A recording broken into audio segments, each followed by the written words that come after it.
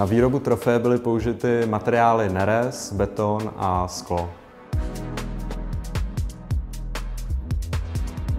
Nahoře je vlastně míč, stylizovaný do takovýchhle ploch, který jsou odsvícený a počet prutů je 22 kusů, stejně jako hráčů v poli.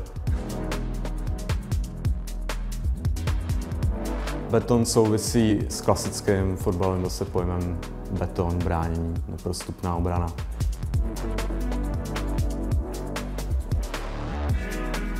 Zdroj světla sám o sobě nebyl problém, ale bylo důležité vybrat takový zdroj, který umožní napojení na Twitch, tak aby fanoušci mohli ten zdroj světla jako takový barevně ovládat podle toho, jakýmu týmu fandí. Nevycházíme z klasického loga Hyundai, ale z nového pixelového diagramu.